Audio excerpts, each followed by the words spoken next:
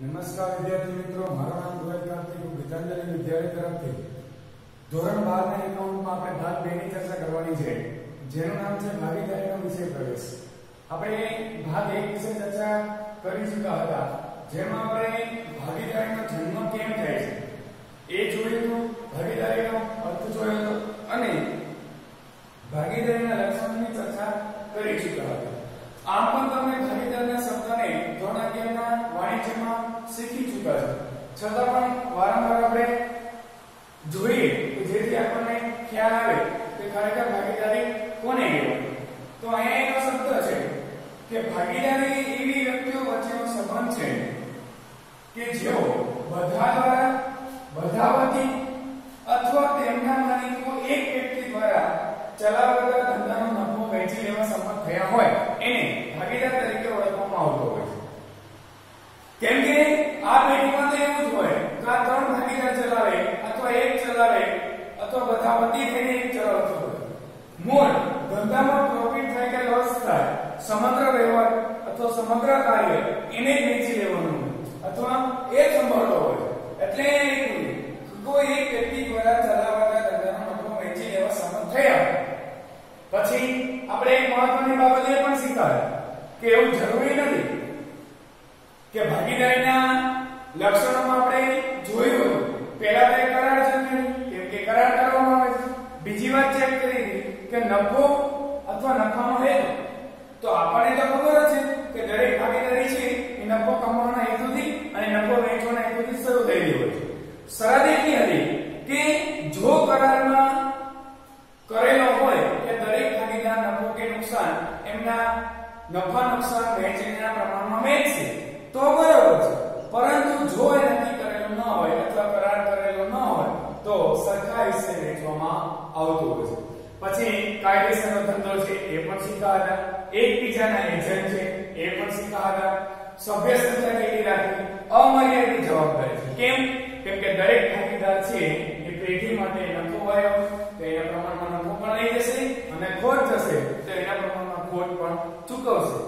આમ છતાં અથવા આમ કરતા અચાનક પેઢીને દેવું થઈ જાય અને પેઢીની મિલકતો વેચવા છતાં પણ જો એ દેવું ચૂકવવા માટે સંમત ન હોય અથવા પૂરતું ન હોય તો દરેક ભાગીદાર પોતાની મિલકત વેચીને પણ પેઢીનું દેવું ચૂકતે કરવું પડશે.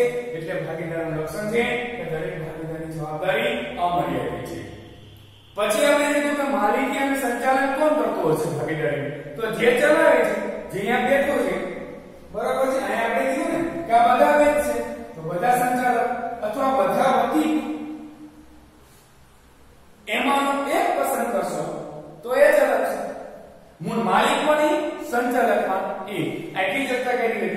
પછી ભાગીદારી કરારનામામાં વાત કરી હતી કે ભાગીદારી કરારનામું કોને કહેવાય અથવા એમાં શું થાય. તો ભાગીદારી કરારનામામાં આપણે ચર્ચા કરી હતી કે દરેક ભાગીદાર છે કરાર કરો તે લેખિત કરવો જ રહ્યો. આપણા હિત માટે લેખિત કરાર કરાવો આપણા માટે હિતાવહ ગણાતો હોય છે, બરોબર. હવે એમાં કયા કયા પ્રકારની જોગવાઈ કરવામાં આવે છે, કરારનામાની જોગવાઈ, એની ચર્ચા આપણે હવે કરવાની રહેશે. કેમ કે આટલી જોગવાઈ હોય છે અને બધી જોગવાઈ તમારે યાદ રાખવાની છે, કેમ કે આગળ આવશે અને આનો ઉપયોગ પણ તમારે કરવામાં આવશે, બરોબર છે. શું આવશે તો કે ભાગીદારી કરારનામાની એમાં સામાન્ય બાબતોનો સમાવેશ થાય છે. એટલે કે ભાગીદાર કરારમાં નીચેની બાબતો આવશે.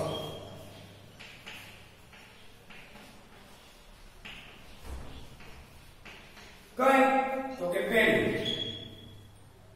શું છે તો કે ભાગીદારોની વિગત, તમામ ભાગીદારની વિગત લખેલી છે. એટલે કે એનું નામ, એનું સરનામું, પછી એની અન્ય વિગતોની પણ માહિતી આપવામાં આવશે. એટલે પહેલા શું લખ્યું છે ભાગીદારની વિગત.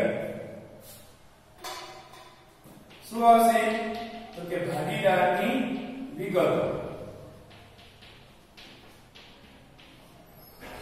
હવે એમાં શું હશે તો કે એનું નામ, એનું સરનામું અને અન્ય બાબતો એની ચર્ચા કરવામાં આવશે, બરોબર છે. પછી શું હશે પેઢીની વિગતો. તો અહીં લખાશે પેઢીની વિગતો. તો કે પેઢી તમે કોની ખોલી છે અને તમે બધા ભેગા થઈને કઈ સંસ્થા ખોલવા માંગો છો અથવા કઈ પેઢી ખોલવા માંગો છો એનો હેતુ શું છે, એનું નામ શું છે, એ ક્યાં આવેલી છે, કેટલા ભાગીદાર છે, બધી બાબત એમાં દર્શાવેલી હોય છે. પછી ધંધાનો પ્રકાર અંગેની માહિતી પણ આપવામાં આવશે. બરોબર. પછી ભાગીદારીનો આરંભ, તો ભાગીદારી પેઢી કઈ તારીખથી અસ્તિત્વમાં આવશે એની પર ત્યાં તપાસ કરવામાં આવશે. બરોબર છે. પેઢીની વિગતો. પછી ત્રીજી બાબત કઈ હતી, તો કે ધંધાનો પ્રકાર કેવો રહ્યો છે. પછી ભાગીદારીનો આરંભ ક્યાંથી કરે છે એ. પછી મૂડી, આ મેઈન વસ્તુ શું છે, મૂડી. હવે જે બાબત સમજાવવા જઈએ કે બોર્ડમાં લખતો જાવ, બાકી બધી નોર્મલ બાબતો છે. પેઢીની વિગત ને, ભાગીદારની વિગત ને, પછી આવી ને કે ધંધાનો પ્રકાર કેવો છે, તમે ભાગીદારી ક્યાંથી શરૂ કરી, અમુક એવું પણ 1 થી 29 સુધી તમે એક વર્ષ દરમિયાન હિસાબી વર્ષ પ્રમાણે કરી હોય, ચૈત્રથી ચાલુ કરી હોય, એ તો તમારી ઉપર ડિપેન્ડ છે, પણ લખવું ફરજિયાત છે. પછીના મુદ્દો મહત્વનો છે કે મૂડી. તો ધંધો શરૂ કરવો છો તમે, બરોબર, આ વ્યક્તિક માલિક હોય તો વ્યક્તિક માલિકીમાં તમારું મૂડી જેટલી લાગે એટલી લાગી શકો, રોકાણ કરો જે કરે બરોબર છે. પણ ભાગીદારી પેઢી તમે કોઈ બેઠા છો એટલે મૂડીનો પ્રકાર નક્કી કરવો પડે. તો મૂડીમાં શું આવશે, તો કે દરેક ભાગીદારી પેઢીમાં કેટલી મૂડી લાવવાનો એનો ઉલ્લેખ ભાગીદારી કરારમાં કરવો પડે. દરેક ભાગીદારે કેટલી મૂડી લાવી એનો ઉલ્લેખ કરવો પડે. પણ એટલે એક મહત્વની બાબત છે કે દરેક ભાગીદારે મૂડી લાવી ફરજિયાત નથી. સમજાય છે કે નથી સમજાયું? બરોબર. કેમ કે મૂડી લાવવાનો ઉલ્લેખ કરે છે પણ એવું જરૂરી નથી દરેક ભાગીદારે ફરજિયાત મૂડી લાવવી. બરોબર. એ તો પછી તમને જે રીતે પોસાય ભાગીદારી બોલી બેઠો છો, બરોબર, 80 નામનો વ્યક્તિ ન પણ લાવે તો તમારી જવાબદારી છે, અથવા તમને પોસાય કે ના કઈ વાંધો નહીં ભલે ન લાવે, બાકી તમે એને પરાયણ કરી શકતા નથી. એટલે દરેક ભાગીદારે મૂડી લાવવી ફરજિયાત નથી હોતી. એવું બહુ રેર કેસમાં બનતું હોય છે, દરેક ભાગીદાર પોતાના હિસ્સાની મૂડી જમા તો કરાવતો હોય છે. હવે મૂડી લાવ્યો તો મૂડી પર વ્યાજ તો દેવું પડશે. તો મૂડી પર વ્યાજ આપવું કે ન આપવું, અને આપવું તો કેટલા ટકા આપવું, એનો ઉલ્લેખ ભાગીદારી કરારમાં કરવામાં આવે છે. જો તમે ભાગીદારી કરારમાં જોગવાઈ ન કરી હોય તો ભાગીદારને મૂડી પર વ્યાજ આપવામાં આવતું નથી. આ સીધો સાચો જવાબ છે. બરોબર છે. મૂડી આયા, મૂડી પર વ્યાજ. હવે તમને અહીંયા વાંધોમાં ન આવે, આ એવું નથી ચોપડી કે રીતે તમે ભાગીદારી કરારનામું બનાવો. તમને અનુકૂળ થાય. મેં તમને કાલે પણ કીધું 3 જણા 4 જણા બધાની બુદ્ધિ અલગ અલગ હોય તો અમુકને મૂડી પર વ્યાજ લેવું હોય, ન લેવું, એમાં ઘણા બધા પ્રશ્નો ઉભા થાય. અત્યારે તમને આ શીખવવામાં આવે છે કે મૂડી લાયા છો, દરેક ભાગીદારે મૂડી લાવવી ફરજિયાત પણ નથી, અને લાયા છો, બરોબર છે, તો મૂડી પર વ્યાજ તમારે આપવું હોય તો તમારો ઉલ્લેખ કરવો પડશે. જો ઉલ્લેખ નહીં કરો તો મૂડી પર વ્યાજ તમને નહીં આપી શકે. બરોબર. હવે એ જ રીતે ઉપાડ, તો કે દરેક ભાગીદાર પેઢીમાં વધુમાં વધુ કેટલી રકમ ઉપાડી શકશે એ. બરોબર છે. ઉપાડ એટલે કે દરેક ભાગીદાર પેઢીમાંથી કેટલી રકમ ઉપાડી શકશે એનો ઉલ્લેખ તમારે પહેલા કરારનામામાં કરો. મૂડી 50,000 લાવ્યા, લાખ રૂપિયાનો ઉપર કે નહીં કરે તો તકલીફ પડે. બરોબર છે.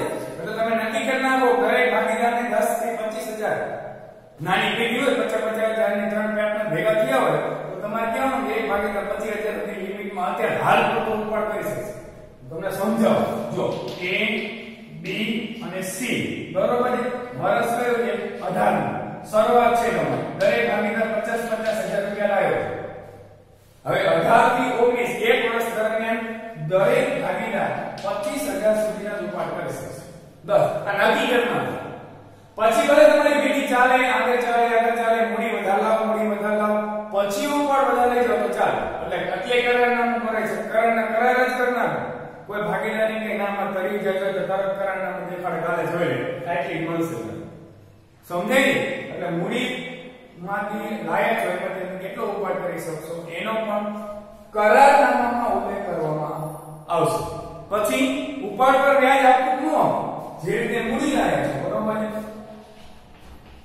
એ રીતે મૂડી તો મૂડી પર વ્યાજ કરારનામામાં ઉલ્લેખ હોય તો આપી શકે ને ન આપી શકે. ઉપાડ કેવો છે? તો ઉપાડ પર વ્યાજ લેવું કે ન લેવું એને કરારનામામાં જોગવાઈ કરો. બરોબર. તો કરારનામામાં જોગવાઈ કેવી રીતે કરવાની? તો ભાગીદાર વર્ષ દરમિયાન પેઢીમાંથી કેટલા કરેલા ઉપાડ પર કેટલા ટકા લેખે વ્યાજ વસૂલ કરવાનું છે એનો ઉલ્લેખ ભાગીદારી કરારનામામાં તમે કરો છો. બરોબર છે. જો ભાગીદારી પાસેથી ઉપર પર વ્યાજ વસૂલ કરવા અંગે ભાગીદારી કાયદામાં કોઈ જોગવાઈ નથી આપવામાં આવી. પહેલા તો દરેક ભાગીદાર પેઢીમાંથી ઉપાડ કરે ને એના પર વ્યાજ વસૂલ કરવાની કોઈ જોગવાઈ કરેલી નથી. ભાગીદારી કરારનામામાં અથવા ભાગીદારી કાયદામાં કોઈ જોગવાઈ નથી ભાગીદાર ઉપાડ કરે તો એના પર તમે વ્યાજ વસૂલ કરો. બરોબર ને? પણ ઉપર પર વ્યાજ ચૂકવવું હોય તો ભાગીદારી કરારમાં જોગવાઈ કરી અથવા કરવી પડે. જો અહીં તો ઓલામાં તો બરોબર છે મૂડી ઉપર તો, પણ ઉપાડમાં તો તકલીફ પડશે. કેમ કે ઉપાડ કેવો છે તો ઉપાડ પર વ્યાજ જો તમારે લેવું હોય એ ભાગીદાર પાસેથી તો ભાગીદારી કરારમાં કોઈ ઉલ્લેખ કરેલો નથી. એટલે કે ભાગીદારી કાયદો જે છે આપણો એમાં કોઈ ઉલ્લેખ નથી. પણ તમારે લેવું હોય તો કરારનામામાં એનો ઉલ્લેખ કરવો પડશે. બરોબર? પછી શું કહે છે કે નફા નુકસાનની વહેંચણી. ઈ તમને આગળ જ કહી દીધું કે નફા નુકસાનની વહેંચણી. આ શબ્દની શરૂઆત મેં આગળ કરી જ નાખી કે ધંધાનો નફો કે નુકસાન કયા પ્રમાણમાં વહેંચવું એ જોગવાઈ કરારનામામાં તમે કરો છો. જો ન કર્યું હોય તો સરખાય છે રેટ છે. બાકી તો તમે જે કે નક્કી કર્યું છે એ મુજબ તમારે એનું પ્રમાણમાં નફો નુકસાન વહેંચતા હશે. પછી ભાગીદારને પગાર મળે, બોનસ મળે, કમિશન મળે કે મહેનતાણું મળે. કઈ રીતે મળે તો કે ભાગીદારના કાયદામાં ભાગીદારને પગાર, બોનસ કે એવું કંઈ મળે છે, મહેનતાણું મળે છે.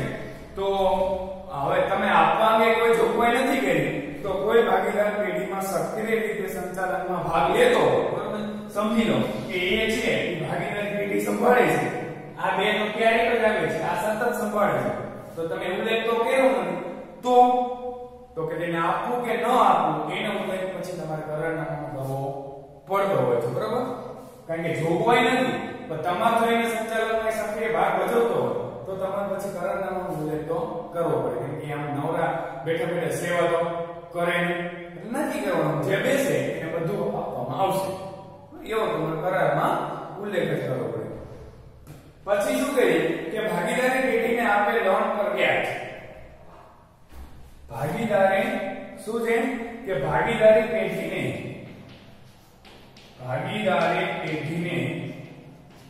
આપેલ લોન પર વ્યાજ.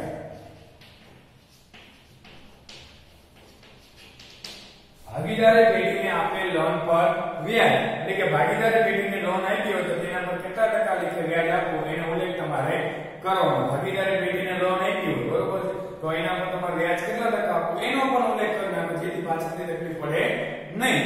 એટલે ભાગીદારે આપેલ લોનનું વ્યાજ જોગવાઈ મુજબ જો ભાગીદાર પેઢીને આપેલ લોન તરીકે વાર્ષિક 6% લેખે ચૂકવવામાં આવે. જો ભાગીદારી કરારનો ઉલ્લેખ નહીં હોય, તમે કરેલો નથી તો પણ જો ઉલ્લેખ ન કર્યો હોય તો 6% લેખે તો તમારે ચૂકવવું જ પડશે ફરજિયાત. અને આ શબ્દ તો તમારે યાદ રાખવાનો. જો ઉલ્લેખ ન હોય તો 6% લેખે વ્યાજ તમારે ચૂકવવું પડશે. જે ભાગીદાર તમને પેઢીને લોન આપે તે તમે ભલે ઉલ્લેખ ન કર્યો હોય તો પણ, એટલે જો ભાગીદારી કરારનો ઉલ્લેખ ન હોય તો ભાગીદારીના કાયદાની જોગવાઈ મુજબ પેઢીને આપેલ લોન પર 6% લેખે વ્યાજ તમારે ચૂકવવું પડશે. એટલે ધંધાનો ખર્ચ ગણે છે એટલે એને નફા નુકસાન ખાતે તમે ઉધાર કરશો. બરોબર છે? પછી આવે છે કે પાઘડી. હવે નવા ભાગીદારના પ્રવેશ થાય અથવા જૂનો ભાગીદાર મૃત્યુ પામે તો પેઢીની પાઘડીની ગણતરી કેવી રીતે કરવી એ તમે શીખી લો. એટલે અથવા શીખી લો ને એટલે તમે કરારનો ઉલ્લેખ કરો કે નવો ભાગીદાર આવશે પણ કરી જશે પણ કરી તો એના નામની પાઘડી પડી છે તો એની વેચણી કેવી રીતે કરવી એની ગણતરી નથી કરી પહેલેથી. પછી કોઈ ભાગીદાર પ્રવેશ પામે અથવા કોઈ ભાગીદાર મૃત્યુ પામે ત્યારે જૂનો ભાગીદાર પેઢીમાં નિવૃત્ત થાય ત્યારે તેને અંગે કઈ શરતો રાખવી એનો પણ ઉલ્લેખ કરવો જોઈએ. અને છેલ્લે આવે છે ભાગીદારી પેઢીનું વિસર્જન એટલે કે ભાગીદારી પેઢીનું વિસર્જન કયા સંજોગોમાં કરવું અને તે માટે કઈ કાર્યવાહી કરવી એનો ઉલ્લેખ પણ કરવામાં આવે છે. કયા સંજોગોમાં વિસર્જન કરવું અને વિસર્જન કરવા પાછળની કઈ કાર્યવાહી રાખવામાં આવશે એનું ભાગીદારી પેઢી કરતા શરૂ કરતા પહેલા વિસર્જનની મહત્તમ પ્રક્રિયામાંથી પસાર થવાનું જેથી પાછળથી કોઈ જાતની તકલીફ પડે નહીં. એટલે આટલી વસ્તુ છે એ આપણા ભાગીદારી કરારનામાના નીચેની બાબતોમાં આવતી હોય છે. હવે વાત કરવાની છે કે ભાગીદારી કરારનામાની ગેરહાજરીમાં હિસાબોને અસર કરતી ભારતીય ભાગીદારી કાયદા 1932 ની જોગવાઈ. જો ભાગીદારી કરારનામાની તમે ગેરહાજરી રાખી હોય તો એવામાં આપણા હિસાબની અસર કોણ કરે છે? તો કે ભાગીદારી કાયદો 1932 ની જોગવાઈઓ આપણા કરારનામાને અસર કરે છે. બરોબર છે? તો એમાં પહેલું શું છે? તો કે જો ભાગીદારી પેઢીના ભાગીદારોએ કરારનામું ન કર્યું અથવા કરારનામામાં સ્પષ્ટતા ન હોય તો ભારતીય ભાગીદારી કાયદા 1932 માં પેઢીના હિસાબોને અસર કરતી હોય છે અમુક જોગવાઈઓ. સમજાય ને? એ આખો મુદ્દો સમજવાનો છે. ટૂંકમાં તમે સમજી લો કે તમે કરાર પત્ર તૈયાર કરેલ નથી તો શું કરવું એની ચર્ચાની વાત કરું. તમે કરાર પત્રમાં કોઈ બાબતની સ્પષ્ટતા નથી કરી તો આપણો 1932 ની જે ભારતીય કાયદો છે એ ક્યાં અસર કરશે આપણા હિસાબને એની ચર્ચા કરવાની. સમજાય છે? બુક ખોલી દેશો એમાં તમને બધું આપ્યું છે. ન સમજાય તો મને કોમેન્ટ કરો. ઓકે?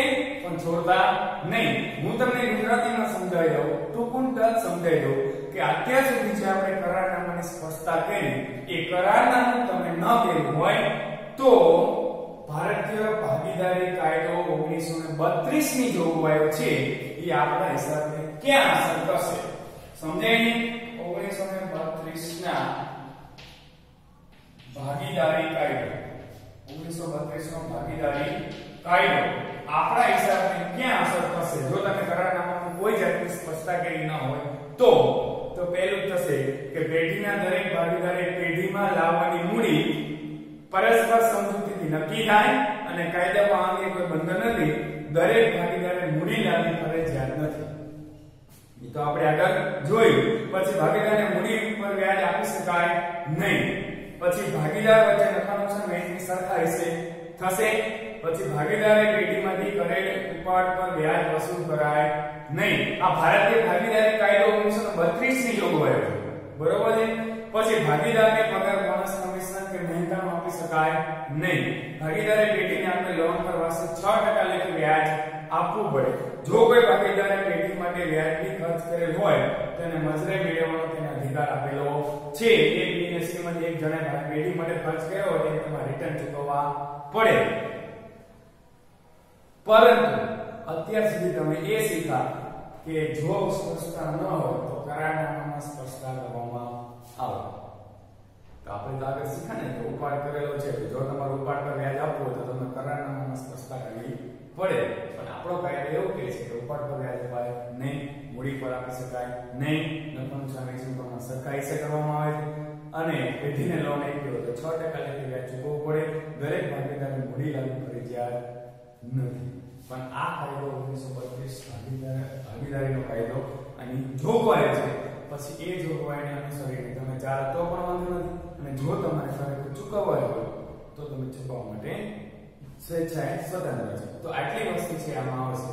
હવે શીખવાનું છે ભાગીદારના મૂડી ખાતા, સ્થિર ખાતા અને અસ્થિર ખાતા. એ હવે પછીના નેક્સ્ટ લેક્ચરમાં આપણે શીખીશું. ઓકે? ત્યાં સુધી તમારે ભાગ 2 ના વિડિયોને શાંતિથી જોવાનો છે, બુકમાં વાંચવાનું છે. ન સમજાય તો કમેન્ટ પાસ કરજો. મહેરબાની કરીને વિડિયો સંપૂર્ણ જોજો. ઓકે? ધ્યેય રહો, સુરક્ષિત રહો. મને અત્યાર સુધી સાંભળ્યું તે બદલ તમારો ખૂબ ખૂબ આભાર. અસ્તુ.